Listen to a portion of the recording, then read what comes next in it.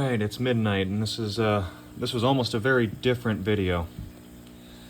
So, I'm very relieved. Luckily, no one's going to see the last video I uploaded, and not because it was a bad video, but because, I mean, it was a pretty bad video. The topic wasn't great. I lost 4 guppies in the last 2 days because I bought 6 from my local fish store, and for whatever reason they didn't have the room for them originally in the assorted females tank or in with any mollies or anything that would be like friendly with them. They had them in with opaline gouramis, not even dwarf gouramis, which are known to be a little less aggressive. No, opalines. You know, like gouramis that'll actually get almost fully grown. I think they get to like 6-7 inches, somewhere around there. Pretty big. And they're known to eat guppies. Like, they're not just guppy fry, but guppies. Now, it's not what their diet is, but they are known to do this. So why would they keep their guppies? Granted, they're elephant ears, so they do get fairly big. They're the ones with like the long fins. I mean, I know females in general get big, but even the males get pretty big of these guys. And the problem was these fish were so beaten up. Like, you could tell just from a glance that these gouramis were bullying them. They were stressed. They were injured. Every single one looked bad. But so I figured, well, I'll take 6 of them because even though they look bad, well, I don't want them getting hurt. I love guppies, and these guppies are gorgeous, absolutely beautiful. And unfortunately, 4 of those 6 have passed because of injuries or infections or whatever. So it had already been a rough last couple days. I've been fighting with trying to get one guppy healthy, and then I realized I can't help her, and then realized another one's looking sick. I have one down there who's the biggest one I have, who's also looking like she's got a hole in the head. So I got that tank being treated with general cure, and I'm just hoping that works out. But both the mommies that have had these babies are dead. That's just how ill they were. So I bet you if I didn't take these babies when they wouldn't have been born, because the mommies didn't make it. But these little guys did, and you can see there's a bunch of them in there, because I didn't get all of them in one go. But the reason why this was almost a very different video is because after all that, I finally come upstairs after I've gotten everything done, was doing a water change for the new sick betta, like little tripod, and I look over at after I'm done taking the water out of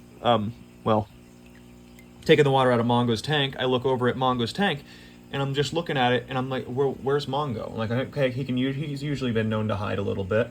So I'm looking around, and I look in the tree trunk, and I'm even recording this video, and I'm like, well, this is the last thing I need today, is for him to have jumped out of the tank.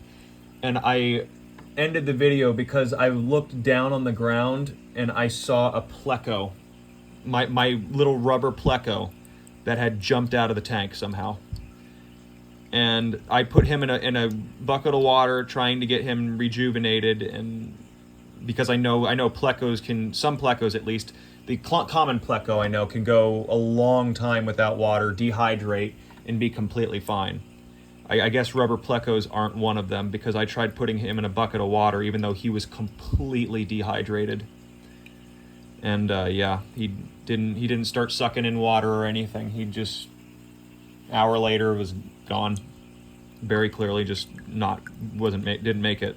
But I stopped the video because, having seen that pleco, I was certain that Mongo had jumped out too. But then I look over about an hour and a half after I've gotten done breaking down and like basically moving everything out of my room, tearing the room upside down, looking for him, like underneath, like basically in the cracks behind, like where the floorboards meet the wall, looking everywhere. And then I'm just sit down on the ground, defeated, basically looking up at the tank. And then I see little Mongo go up to the surface for a gulp of air. And I'm like, what? You can even see, I can't find him now. Like, he's found a place to hide himself so well that even when I look for him, I can't find this guy.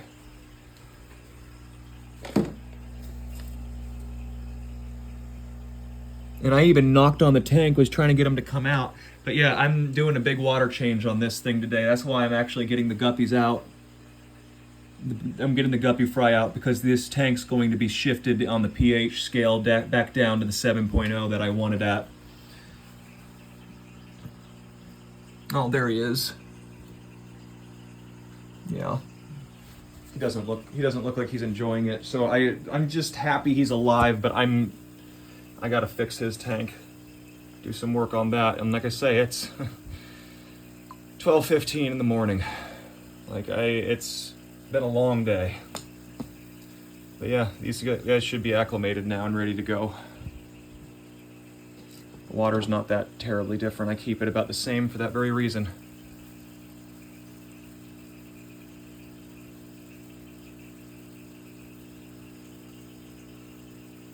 Alright, you guys, here you go. Everyone's out, everyone's out, everyone's out. Okay, good.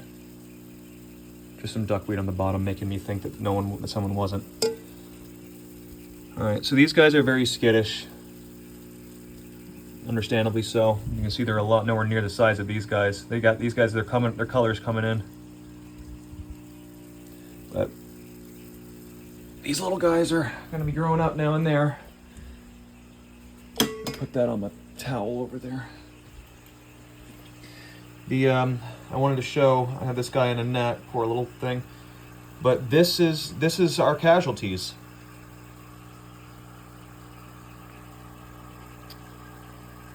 I don't know if you can even see.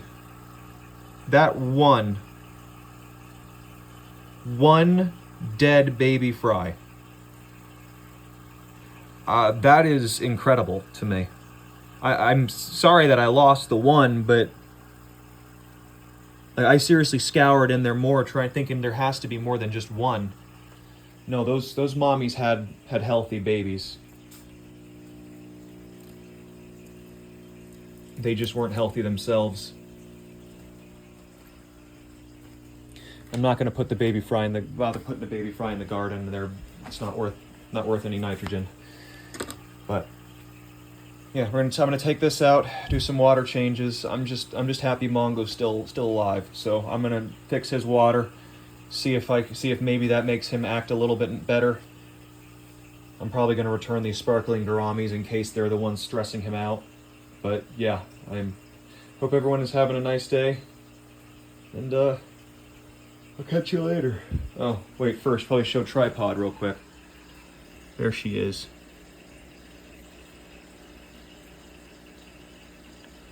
You gonna bite me? Gonna bite me?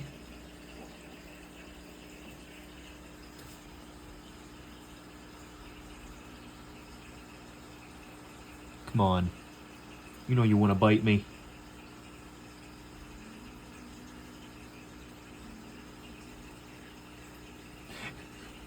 My friends said they want to call her Uni because it looks like she's riding a unicycle.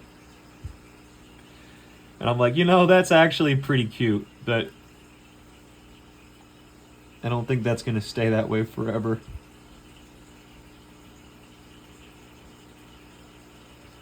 Because she's getting better. She's a lot more maneuverable now. And hell, even if she can't swim normally, she can live a normal life like this, I'd say. Or at least a healthy enough life. I mean, she's a little silly, but as long as she's in a tank with no substrate, so that way she doesn't drag herself against something hard, and she's in a tank with no current, I think she'll be okay. I got some sponge filters for her that don't make much current, so I'm thinking that's what we'll be using for her.